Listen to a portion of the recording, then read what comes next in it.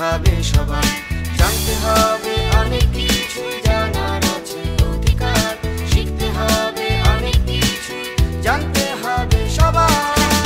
শারীরিক সম্পর্ক চাই না আর বাল্য বিবাহ, পুরুষ কিংবা নারীর সমান অধিকার, বন্ধ করো নারীর উপর অত্যাচার।